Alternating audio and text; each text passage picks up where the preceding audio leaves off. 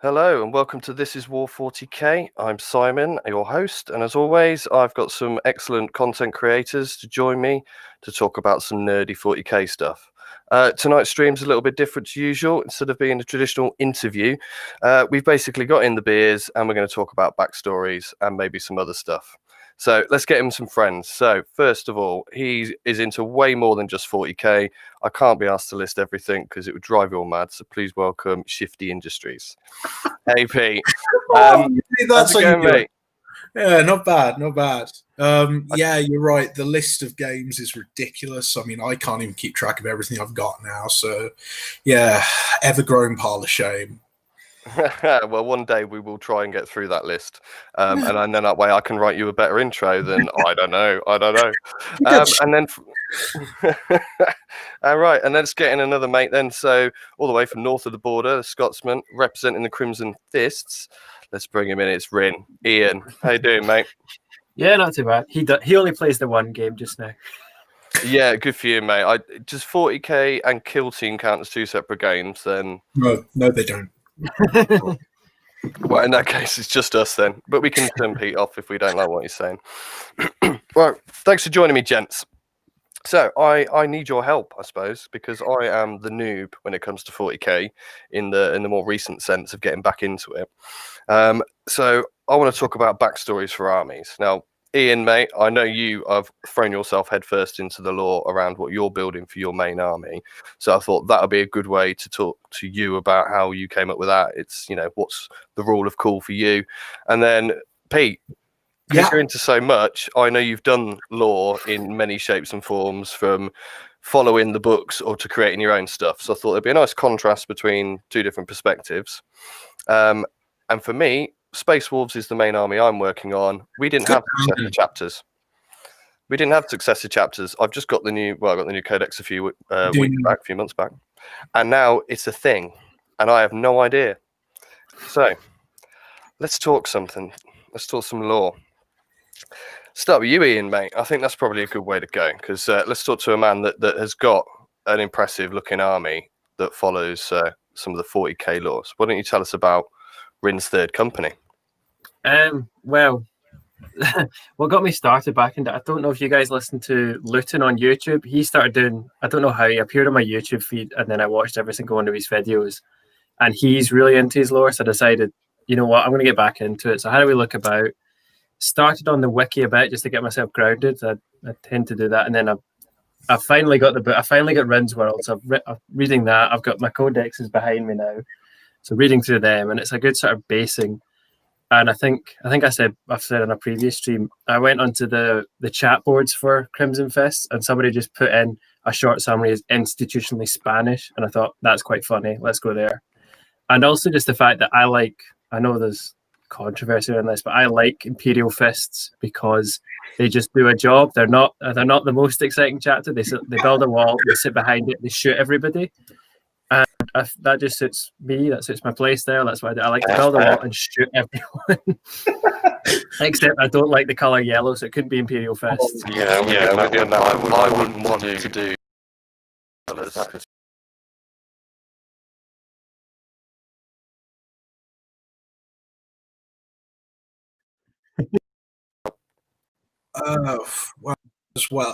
Phrasing. I don't know the Crimson Fists all that well. All I remember is that they were the more rational success chapter to the Imperial Fists, and their homeworld got mugged by orcs. Yeah. They got decimated. Well, I hate people use that word wrong. They got ruined. Yeah. And it's happened again, has it? So the orcs invaded and they shot themselves in the ass, which is helpful. And I think it's something stupid like they lost like 800 Space Marines all in, and they weren't at full strength to begin with. So they decided to hunker down and go, okay, let's rebuild. Let's not go in a death or glory, kill everyone, crusade. Yeah, let's not do that. So they hunkered down, they started to rebuild, and then of course the Great Rift opened and they get invaded by a demon army in the process of being rebuilt. So it's like, oh. So it's like they're on the end of 2019, shit's going badly, and then they're like, oh, well, that's done, and then COVID comes around. Yeah, it's not Nurgle though; it's corn. But you know, so, Angry demons, less diseasey. yeah. But I mean, if it's a sword to your chest, you're not really complaining about who it's from. So then, Robot Girly Man appears and gives him a bunch of new things, and that pretty much brings him back up to full strength. And then they start going a bit silly. So they've got involved. Is it the War of Beast? It's not the War of the Beast. It's War of Beasts, which is the newer one.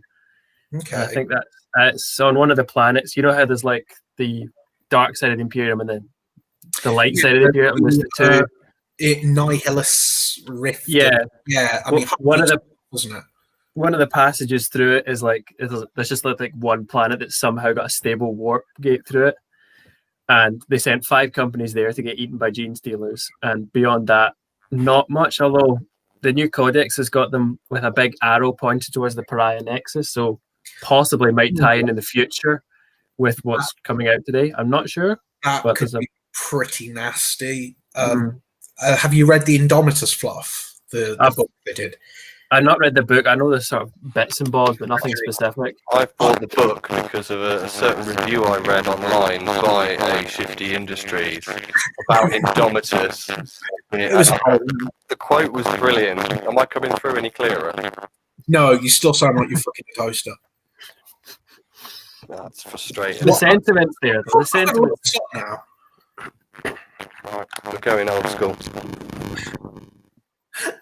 Oh, the headset's off. So what happens in the Nexus in the book? Well, I will save you 20 quid of wasted money. Basically, a lot of nothing happens. They all sit around on this planet where the Necrons are destroying everybody because that's just what Necrons do. But the more interesting thing is it actually allows you to see why the Necrons are so pissed off, particularly the destroyers. That was good. But the rest of the Marines are like, oh, here we are, and here's our new stuff, and more new stuff, and we forgot what the old stuff was, but here's the new stuff that you must buy, because it was just selling it. But more to the point, the Necrons have found a way to stop the warp.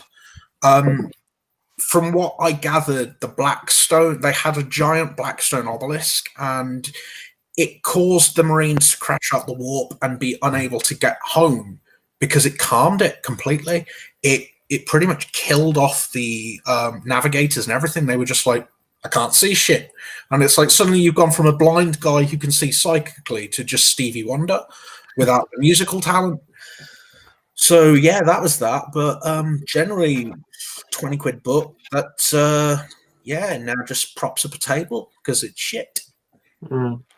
Catalogue essentially. Am I coming through any better yet? You're still very crackly there, Chief. Well, crackly's fine because that will pass. Oh, there we go. Right. He's here. Right, don't move. Don't move. I'm here. I've got to find Welcome to my own stream. Good. Right, we're finally working. Well, yeah, sorry, carry on, gents. You don't need me for this. That was far more interesting than anything I could share. So it sounds to me that books are a key way to go if you want to get more into your lore. And now I'm reading Avenging Sun at the moment. I've got about 4 chapters left. No spoilers, please. I'm enjoying that. I mean, okay, cool. But I'm trying to remember the quote you made of Indomitus. I think it was consistently. It wasn't even average. It was something really just. Yeah, it was brilliantly written. So I thought I'd read that first. And obviously the second book's been announced a week ago. Yeah, that looks good. Yeah, and I'm enjoying it. It's my first 40k book. I was really struggling, and I'm going to do a Black Library stream at some point on where to start, because if you ask somebody and then ask someone else, you'll get a totally different opinion. And I think it's quite difficult because even Black Library says, here's your first read, and some of them I didn't know. I wanted to get current because I'm really back into 40k at Indomitus. But then because I saw that stellar review from Shyfty Industries, I decided to read Avenging Sun first. I think me and Peter the same. Have you read Gaunt's Ghosts, the first 3? All of them. Yeah. That's a solid place to start. 80 quid for the last one. I paid 80 quid for the War Master. Special edition. I've got the flag and everything. I've got all the badges. I mean, shit, when I airsoft, I go as Tanith. But what pissed me off though was like 6 weeks or so after the War Master came out, they release the Anarch without even saying anything. But those books are definitely a hell of a way to get into the Guard. That's because that's where I've got the first three. I've got one of the omnibuses. I can't remember which one, but it's the first three plus an extra short story. Yeah, and that gets you right into it because it touches on lots of things, but it's all not realistic, but it gives you a sort of human perspective to get you into it, and you can bounce off from there. I mean, that's a good selling point. I can't remember who said it. I remember reading it was like, you know, everyone talks about, oh, this heroic space marine. It's like, you know what? When you're 8 foot tall and you've got muscles on muscles, and you're doing all this, that, and the other, and in power armor, that's not bravery. Bravery is that poor little bastard over there who's got a flashlight for a gun, a bayonet out by his side, and he's got essentially what is just a big padded jacket. And he's like, hey, Johnny Guardsman, you've got to go fight those demons over there. And he's like, I don't want to. Okay, have a chat with Mr. Commissar over here. Didn't you say? Yeah. I never thought about it that way, actually, because there is, in Avenging Sun, you've got different perspectives to the story. So you've got Admech, Space Marine, you've got an Inquisitor that picks up an Imperial Guardsman and has got a Xenos on his team. So it's a bit of a weird dynamic there going, I've spent my entire life hating this Xenos, and now I have to work with him. So, yeah.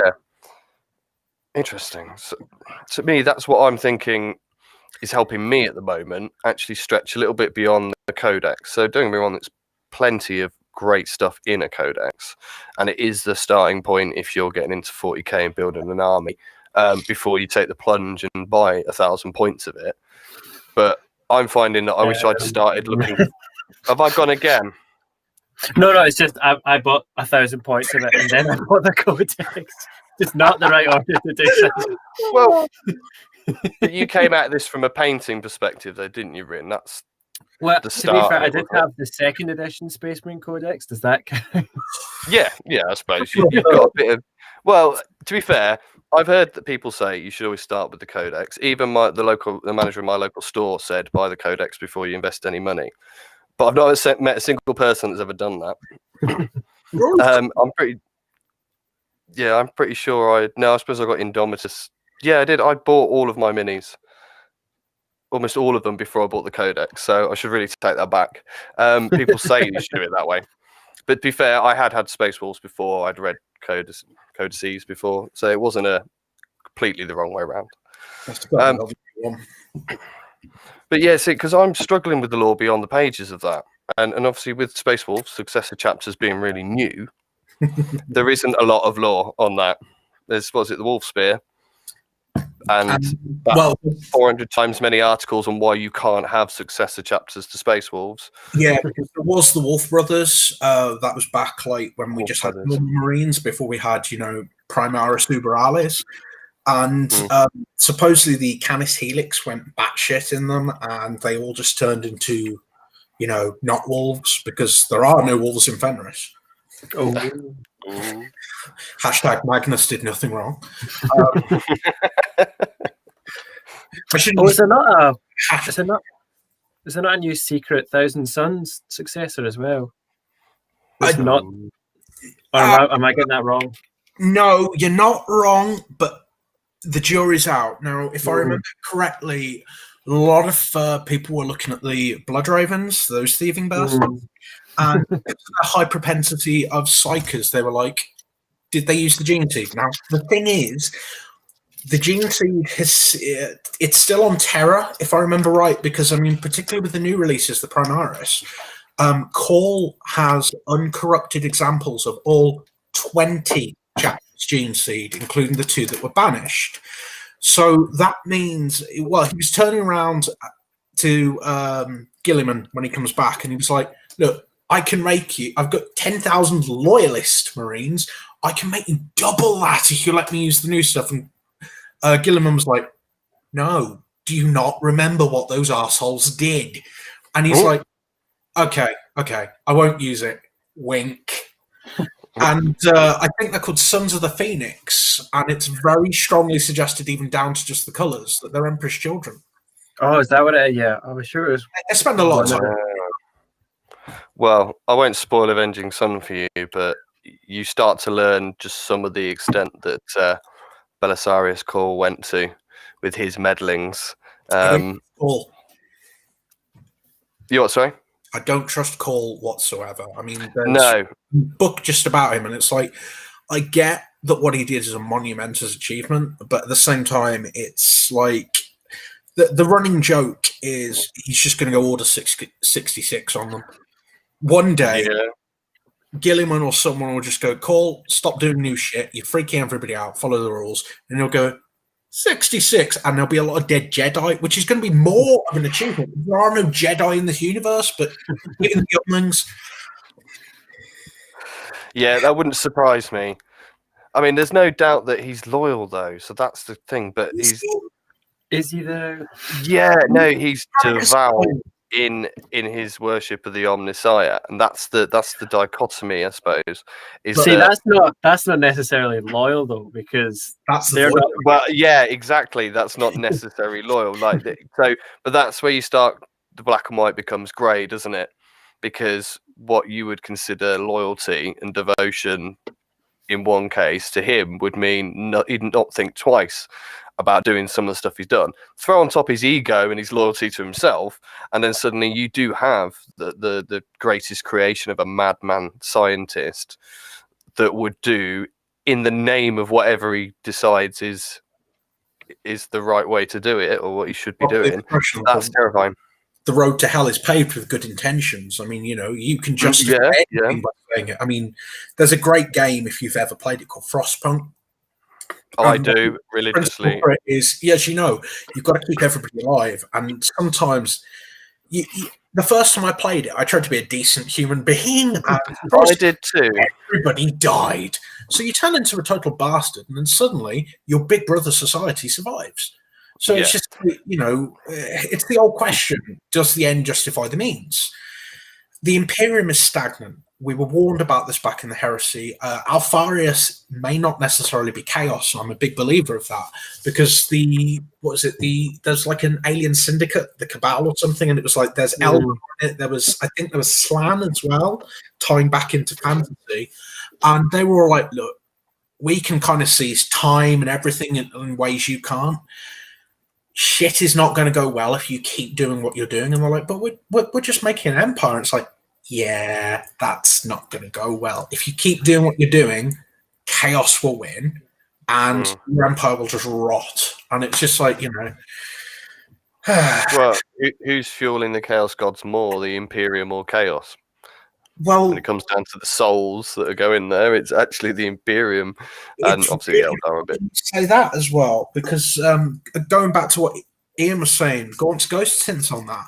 There's when you get to the books around Geron and the Arbor of Contempt, they basically point out that chaos isn't evil in itself. It's not. Chaos is natural. Chaos is what is just at the under the surface. It's the balance of the Force. Disease, perfectly natural. Aging, decay, rot happens. Tough shit. We don't like it, but it is what it is. Then you've got things like anger, wrath, rage. I can't toe without calling a fucking inanimate object a prick, So rage, going all the time. That's what I call the dogs sometimes. Excess, decay. Come on, we all like tits. That's normal. And what's the other one? Change. Well, change is change is inevitable. Very inevitable. Yeah. Extremely strong or foolish can resist change. So yeah. But it basically said about the fact that all chaos is when you just give into it too much and you just let it happen. You don't fight it off. So you basically humanity. Well, that's how you create a god. When you don't fight it. Well, yeah, the Eldar created Slash because they were just doing all the drugs and all the orgies all the time, and I was like, wow, if I'd known I could have created a god that way, I'd be like, pass me the coke. It also helps if you're bored for 10 million years or however. Well, yeah, when life is what else do you do? Fair point. Yeah, what else? Life's worked out. We've defeated whatever, or it's buried itself. The Games Workshop closed down 20,000 years ago. There's nothing left to do. And then they were like, some guy at the back went, What if we do the same thing we've already done, but we make the Marines, get this, bigger? Genius. Give that man a promotion. Smell the money. But to be fair, love that plastic crack. Just make it bigger. Yeah, I'll have 10 of them, please. No, you'll have 5. You can't afford 10 anymore. Oh. No, but you can pay the same price. You can afford 10, but we're only going to give you 5. I think that's more accurate. Let's not just wind up Pete, and we'll let him go. You and I, Rynn, we can bugger off, mate, and have it. I'll just put a link to my recast site in the chat and just go with that. It's like I was saying to somebody the other day that they posted, "Oh, is it okay to buy recasts?" And like so many people are like, "No," and I'm like, "Oh, what does his spending money do that affects you at all?" I mean, the only person affected by whether he buys genuine or recast once it's painted is him and his wallet. Well, no, that's not true. That if you go to the macroeconomics, is the fact that isn't going into the greedy pockets and coffers of GW, which will then, and it has proven throughout all consumables, that it comes down to the people that do pay for it. You end up paying more because of the way they've done it. It doesn't stop the greed, but yeah, if you actually get into the economics on that, that's why piracy is such a rip-off, in the sense that people pay more and more for the cinema. Or you wait longer for stuff, or it has to be twice as protected because people steal it. Granted, they don't have to pay the actors millions. Do you remember the IT crowd? Yeah. Just remembering that one episode where we're sitting down to watch a video and it's got that anti-piracy thing. It's like, you wouldn't steal a car. Fuck you, don't. You wouldn't steal a policeman's helmet. Shit him. Kill him. Every DVD had that. Every video had that clip. And they're just like, these warnings are getting a lot more severe, aren't they? You could be fined £2,000, but I probably saved that in my lifetime not going to the cinema or paying full price. But yeah, but it does affect quality. It affects, and worse when you get down to artists like musicians, the people, but not the famous ones, is people trying to break out where they're tied into their beginners contracts where they've got a fixed rate and stuff. I have an insight on that from previous experience, and I can assure you that piracy does not affect. It's like it will affect the people making it and like self-funding and all that. Yeah, it fucks them. But you know, Gaga isn't going to give a shit if I rip off a CD, because it's like the stat we were given is on a £10 album, the artist will make less than 40 pence, 40p or something. Yeah. Yeah, it's obscene. All the money goes to the publishers, but that's which is why it's worse then, because for the 10 people that didn't buy a genuine copy, she didn't get anything for, or he. You know what? I've seen Gaga's outfits and what have you, and considering she can afford to wear prime steak as a dress, she's doing all right. I'm not worried about that. No, well, that is, but that's what I mean about it's the smaller artists. The struggling ones, the ones that we are basically just killing off in the country right now because of coronavirus and no support in the industry. But yeah, those 40p's, they add up when you're not getting millions of them. It's probably more noticeable. But yeah, we could argue about it. It's why I don't like the 3D printing so much. It's not for me. But depends what you're doing with it. Terrain, yeah, absolutely. Fair game. Oh, yeah. See, that's a good point. We're thinking about. I've got some 3D printed. I've got loads of wolf parts, like I've got the shoulder pads and what have you, because I hate decals. I hate GW decals. They're crap.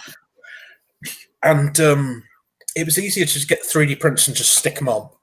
Same as with my guard. I've got some like 3D printed SLR L1A ones, and I bloody love them, but they cost me a fortune to get made. Yeah, I suppose getting them out. It's a great. Ian, what's your stance on 3D printing? Just want to make sure I can outnumber him before I go full hog on this argument. I've got my wee shiny thing. Like, I wouldn't do a full model, but see bits and bobs. Like, I love the custom stuff that you can just tweak it just to make it yours. And I feel like you're still buying the full model from GW. You're still getting the set and giving money to the evil overlords, but it helps you make it yours. I wouldn't say I'm against 3D printing. No. Yeah, good point. Kit bashing, which is part of the hobby. It's part of Yeah. self-expression. It's the art. And for some people, that's all 40k is to them, is the modelling. They don't play the games. Loyalty means less. Let's see what he's holding up for us. This isn't a killer can. I've had the green stuff this section here. There's green stuff here. These are, I had to buy the robot legs from Castellans or something. And I mean, I've finished up some of the weapons, but I haven't finished putting them on because they're all magnetized. And yeah, that's the basic idea. Hang on, bollocks, camera. By the way, I don't build that. Left instead of right. But Yeah. yeah, that was an expensive kit batch. In the end, it would have been cheaper to buy Sentinels. But you know what? They're mine. They're unique. Fuck it. well, yeah, no one else has got them. A bit more satisfaction in them in the creation then, rather than just assemble and paint. You've had to make it and create it. I think it's a grey area with the 3D printing. Much as I love to own one for all sorts of projects, non-miniature related, I would build the crap out of terrain with it just to get that better quality than the stuff I make. Everybody I know everyone I know that talks about it or does it says it is a hobby on its own. It's not a hobby made.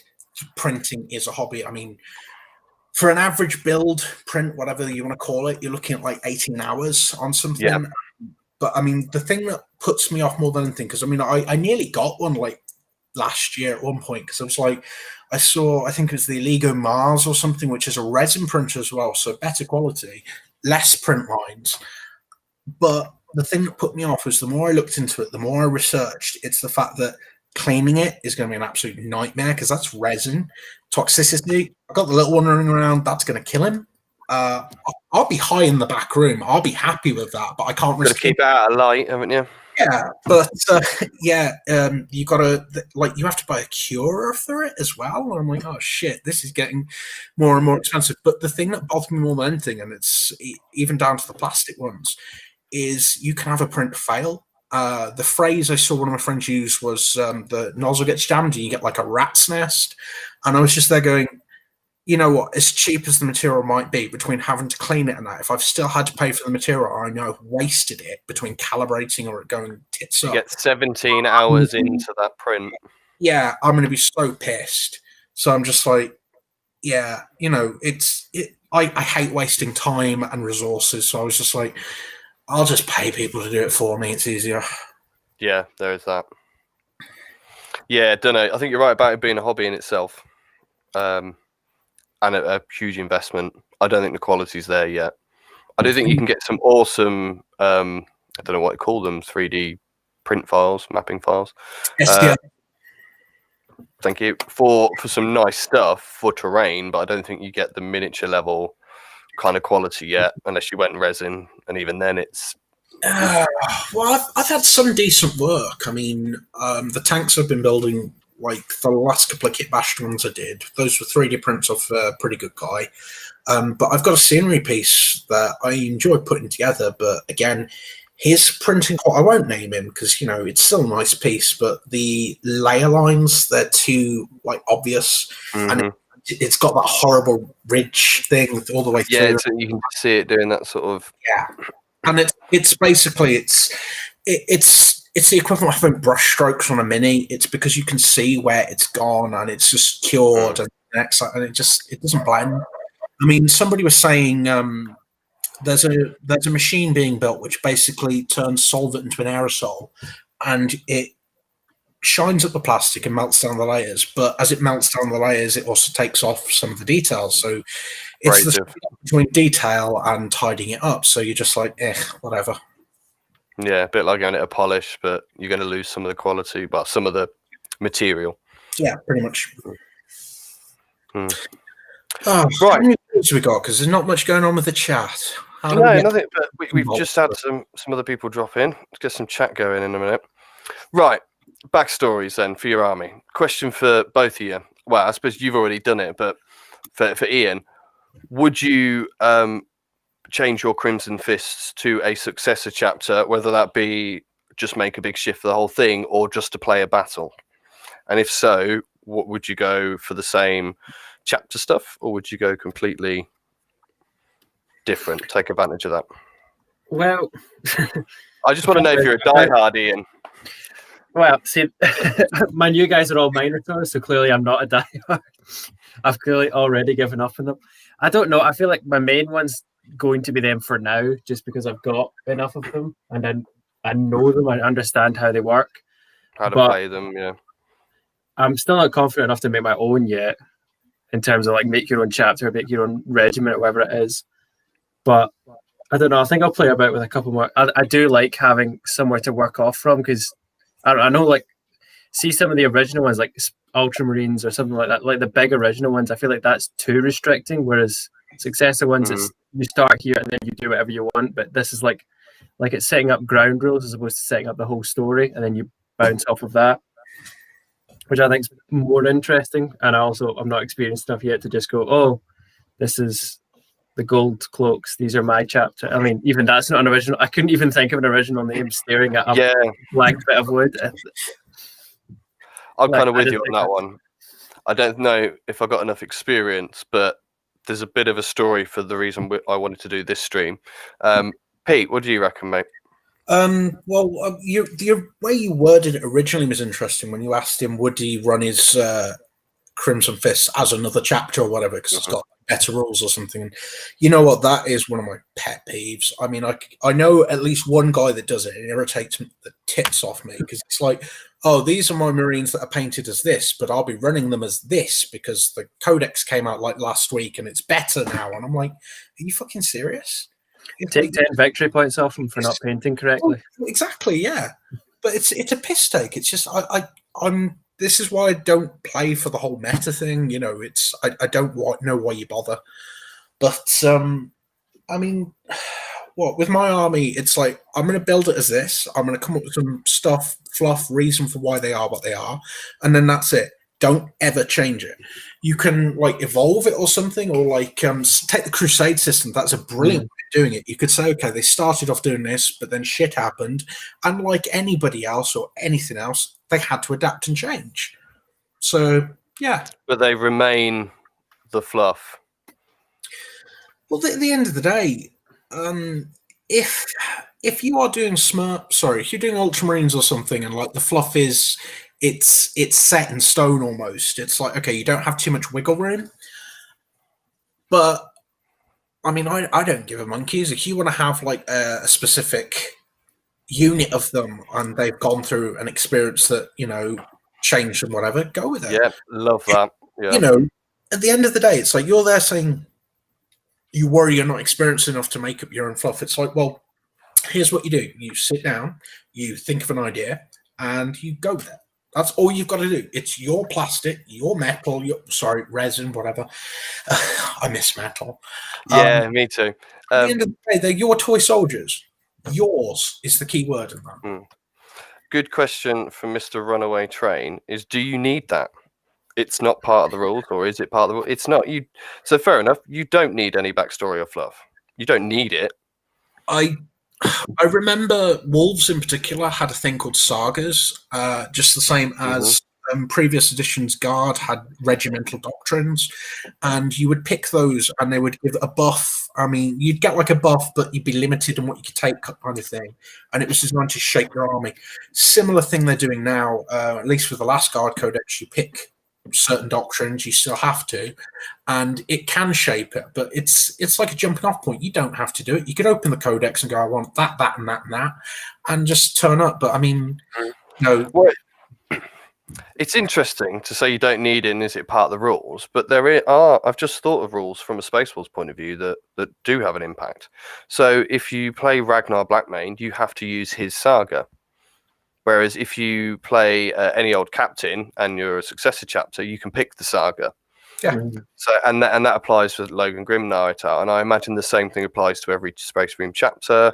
There are rules in the Necron Codex, command protocols. I can't think what there are.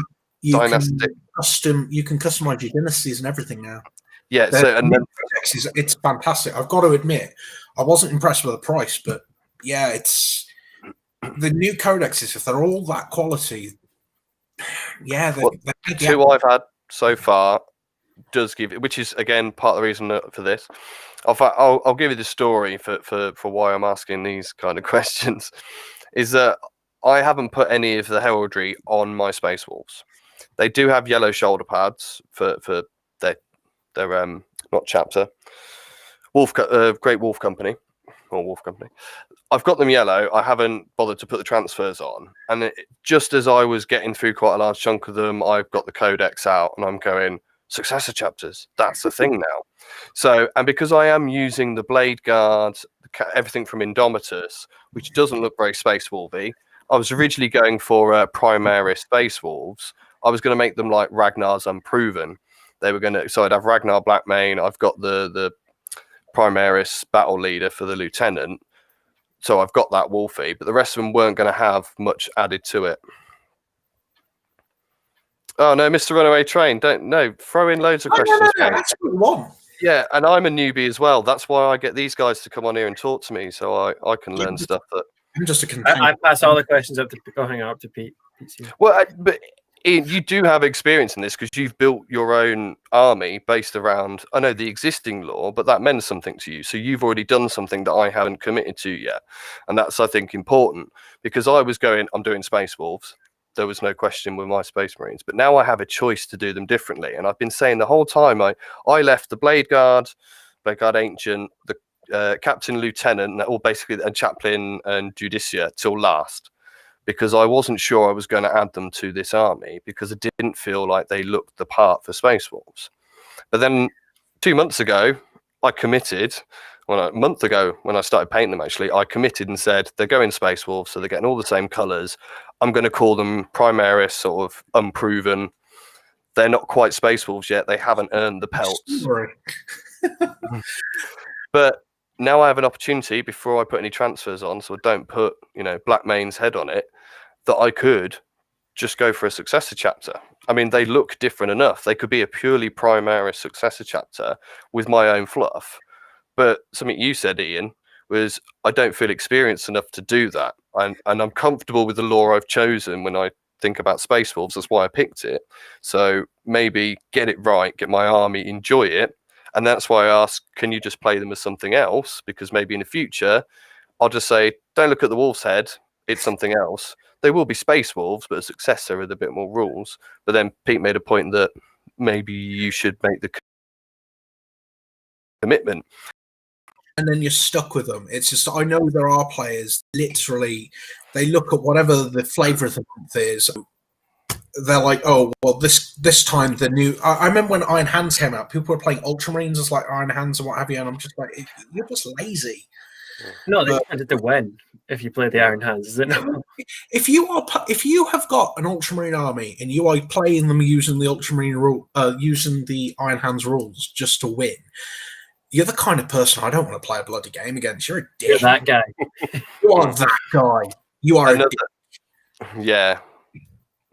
Well, I feel like that helps as well. If you play as your guys because you've picked that and it's a struggle, but then you start winning because you start to, then you like connect with it more because you're actually like trying to navigate through rather than just going, no, this rule's better. I'm going to use this rule. These guys are going to have 18 last cannons in their squad because I want them. Yeah, well, see, good question from Mr. Runaway Train again there. Yeah. I mean, you don't have to share your lore with everybody you play. I think that's the same thing. But if you've built something around it, why wouldn't you not want to share it? For starters, like registered, if you want all those last cannons or whatever, or those auto cannons, that becomes, it might be a good way to explain it to your opponent. If you go, that's why I got so many, because my lore is, this is what my army does. I don't think you have to explain it. Obviously, when it comes to things like sagas, command protocols, and whatnot, then of course you do need to explain that. But why you know about anything that why? How you decide, Mr. Runaway Train, I do not know. I don't know how you decide. I fell in love with space rules. I think the only bit of advice that's ever rung true in every scenario is the rule of cool that people call it. Is if you like it and you think it's good, then go with it. There's going to be people that don't agree with you. There's people that won't like it. And in some very extreme cases, they might not be rules that are allowed in a game. But if that's what gets you into it, if that's what brings you back to the table, if that's what makes you pick up more models and paint them, you should do that. That will always win out. It's your hobby, not anybody else's. I mean, there are people with entire armies now that have either been nerfed or what they do now is they convert to legends, like Imperial Guard Rough Riders. I think are legends. Space Marine Scout Bikers are now legends, and you could rock a tournament and you might not even be able to use them, but that's an army you put time, love, and effort into, and you're just like, yeah, tournaments. That's one I don't think I'll ever do. It's a different beast. I mean, I've seen people say it's part of the hobby, and it's like, no, it might be part of the hobby for you, but considering the whole game was set up originally just to sell toy soldiers so we could sit down, have a beer, and play a game and have a laugh, no, I don't see tournaments as a real thing. And if you are taking it that seriously, again, go away. I don't want to deal with it. We won't dignify you with a response. See, I like the idea of it, but only if it's, like you said, having a few beers with your mates and having a bit of fun. You can get competitive in that. I used to play pool, darts, competitive shooting, that kind of thing. I do get that streak. But there's things I don't like the sound of. I've heard some horror stories, but the most basic thing is you've got WYSIWYG.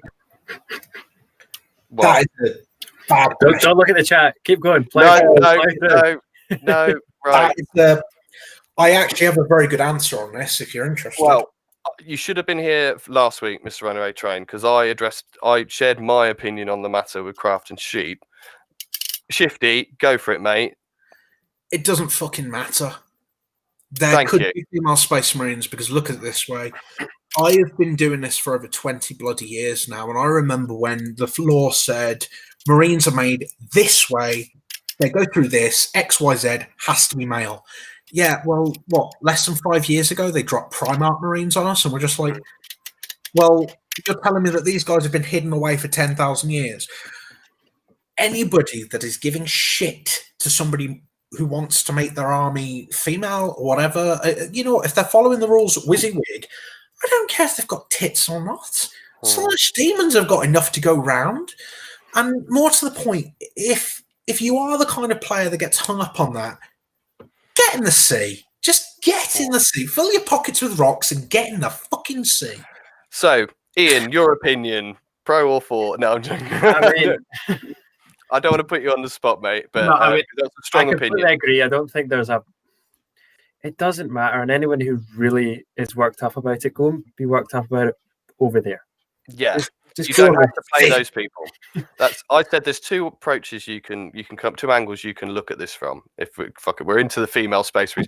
Fucking hell, Mr. Runaway Train. But it's interesting. It's good content. Two ways to look at it. Either you're all about the law. They are monks. They must be men.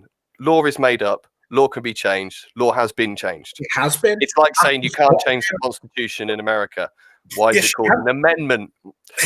You can change the law. So there's no reason you can't change it. Or you could do the IRL. In real life, you don't have men in the front line. Well, that's been proven time and time and again that's bullshit. Women have consistently stepped up. Vietnam. Right, Navy SEALs training by now, women have completed that. So you can't tell me that women aren't tough enough. I've got 4 little sisters, 4, I can't count. I know women are tough. So if people are that... I read on Twitter a quote that I saw a picture that she'd created her own female Space Marines. There was some good criticism, like the heads are a bit too small because they didn't match up and blah, blah, blah. And one person wrote, if that's a real thing, oh, great, that's a real thing. I've now got to sell 40k and give up the hobby. And I was like, that's pathetic. Right? You don't have to play people. You just, if you don't like it. But telling me that you can't add that to law.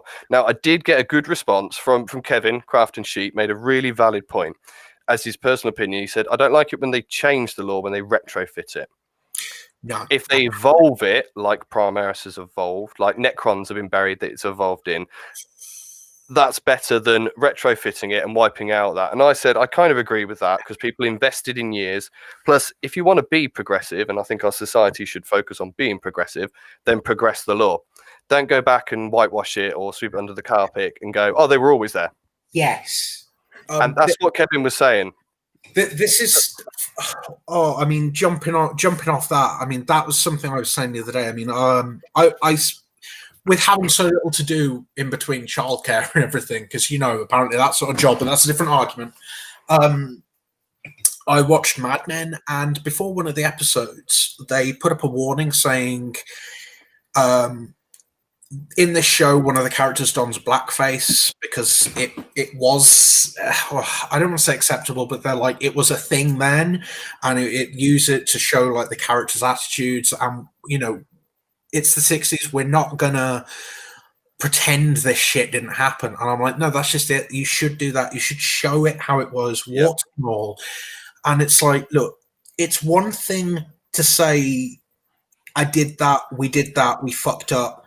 That's fine. Don't do it again. Apologize, make it right as best you can. Don't do it again. That's fine. But then to sit around and go, nah, nothing happened. Nah. That's almost as bad as the act itself, I think. Ignorant, it's like the old one, those who don't acknowledge the history are doomed to repeat it.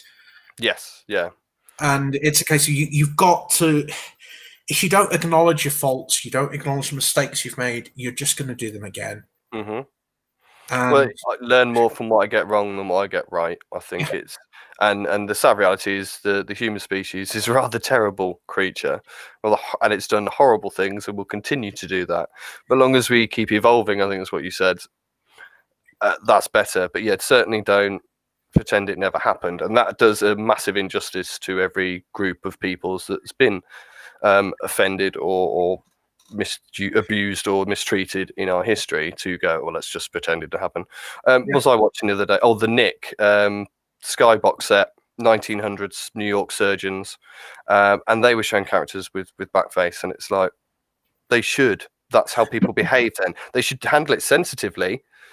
I think that's important. Don't act like it was then, but they shouldn't try and pretend it didn't happen. I don't think the black community appreciates that kind of misleading thing for certainly future generations to pretend it didn't happen. It's like that episode of Family Guy when Stewie and Brian go on holiday to Germany, and they're on a tour of Germany, and they're looking at Ian knows exactly where I'm going with this. I know where this is going. Yeah, he's like, why is there this gap between 1939 and 1945? And the guy goes, everyone was on holiday. I mean, that's not untrue. They were all. It was a world tour. Nothing happened. Everyone was on holiday. No more questions. It's like, yeah, that's not the way to answer that. Well, that's it. I mean, because obviously I watch some questionable shit on YouTube. I love videos and like pulling up arguments and stuff. I mean, half the time I watch shit I don't agree with just to pick them apart afterwards. But occasionally, I mean, take further instance, I've got a lot of guns in my house. I've got a lot of other stuff. I support a lot of various other causes. And then I get all this right-wing shit come up. I'm like, whoa, that's not me. That is not me. And so one of them I watched, though, and the point was this guy was talking about a period drama, as we were just saying about like the attitudes and showing that. But the period drama, I think it was Anne Boleyn or something, and they've recast the lead character as a black woman. And the question then is that progressive equality, or is that just completely taking the piss out of actual historical context? I mean, what, I mean, I cannot say enough how I am not trying to shit on anyone here. But it's like, if you're going to do a period drama, I think authenticity is more important than inclusivity. I mean, if you want to just do a drama and have everybody on the side. There's a new period drama now where they have fully diversified the cast, and it's now one of the biggest shows. I've forgotten what it's called now. It's like the sexy version of Downton Abbey. Is that bullying? It's on Netflix. Yeah, Em's watching it as well. So they've gone. Shit, and was just like, you know what? I think she said exactly what you said. She was like, yeah, they had all the alphabet. Everybody was in this. I'm like, I mean, the crude example I could give depends on what you're going for, because I think that works perfectly fine. Like I've watched Hamilton; it's one of our favourite shows now, and Lin-Manuel Miranda did exactly the same thing, and that makes the show. But that's because they were trying to do it. But you can't go from one to the other. And then there is another argument we probably should not get into, because there's a whitewash here, so I don't think our diversity is capable of handling this properly. But there's obviously misrepresentation going on in movies all the time. There's the Cleopatra movie with Gal Gadot. The community do that. So yeah, but I would say we are definitely ill-equipped for this as an equality diversity thing here. So white guys, our opinion. Thank you, Bridgerton. Mr. Runaway Train saved the day on that one. It's Bridgerton. So let's try and pull this back to the right topic. To be fair, we weren't talking about the problem of canon and inclusivity. And I just want to bring up a Mr. Runaway Train who's just lighting up the chat for us. Thanks, mate. We appreciate it. Nice for saying. Gido has stated that everything is law. The 41st can't. Give me 1 second. I can't do it now. The 41st millennium is full of unreliable sources. And another one, everything and nothing is canon. Even they say it. Argument, because I remember reading about the Astronomicon, and obviously, the Imperium deals on the idea of people send psychic messages, but it's not just a case of, someone gets their psychic and goes, tell them we need reinforcements. They can't think, I need reinforcements, and the message arrives at them. The way I remember reading it described is it's kind of like in pictures and shit. I mean, imagine you go over to China without being able to speak a word of Chinese, and you're there trying to convey through your made up sign language what you're trying to say. That's how the Astronomicon works, and they have to interpret it. But more to the point, like a VHF radio signal, it can bounce. It can not go from A to B. It can get stuck in the warp. I mean, sorry to ruin this for you, Ian, but in a couple of books and gaunts, you'll encounter what happens when he goes through the warp, and they lose 10 years. Spoiler alert! Come on, there's 2 other people watching it. And there's another spoiler alert. Simon has just turned into a toaster. Oh, you're kidding me again. No. He went all crackly. You literally went spoiler alert and exploded. It was it was a good effect. Am I back now? Yeah, you're all right. I think so. Hang on, let me try turning my mic down a bit. Maybe it's me shouting at the thing, because you get me all riled up, mentioning female space marines and ethnic diversity. Good topics. I think all actually quite valid in the context of backstories and lore, because you've got to think about these things. As a fairly good point for that. See, I feel like I'm putting a bit of a bias on the space marine concept here, because I brought Rynns' third company to come and join us. Spoiled. Pete is killing me right now. Oh, man, what are you doing? I can't, but I like the depth and warmth. That's the first C-bomb. Second C-bomb. Second one to slip out on the channel. Oh, yeah, Saoirse got us on a stream. I still remember when he called out fucking the guild. Daniel. Give you a paddy. Yeah, Painted Plastic Wargaming and Saoirse the Man. They have a bromance that is epic to watch. It's pretty funny. Yeah, it's the whole Painted Plastic Wargaming pointed out that in a chat that the way they solve things down in Australia, like gentlemen, is you both strip down to your underwear with only one sock on. You smother yourself in duck fat and you wrestle and whoever the last person with a sock still on is the winner. That's how we elect our new prime minister. And then so duck fat wrestling became the thing. And Saoirse's response at the time was, "You're a mad beep." It's the one word I do try to avoid, just in case. And you guys take that word so seriously, though. It's not a thing in Ireland. It's not a thing up here, and it's not a thing in Australia. It's weird. I use it all the time. It's a common word for me, but it's just because we do have Americans watch the show. Some words have impacts. I don't want to offend people. Although certainly some of the comments that I have made over several streams may offend people. The female space marine argument. That's one that I just try to. My grandma might watch this, and I might say fuck, and I might say shit, but I try not to use that word. And you completely throw me off the point I was trying to get to now. In my experience, the people most offended by that word tend to be that word. Oh no, that's not fair. That's not fair. That's far too bold a sweeping statement, even for you, Pete. Really? Yeah, a lot worse. I mean, I've just seen something in the chat, and I'm just like, You're yeah, in the chat I can see you're not the you've got a kindred spirit there, I think. Yeah, well, in this case, it's not their sensitivities that is the issue. It's my desire not to offend them. Oh, obviously, it's marketable if you're not inoffensive. But pretty much anything else is fair game. Just look, well, obviously, there's certain subjects you just can't. Sorry, I just saw the chat. Oh, that's brilliant. I have no idea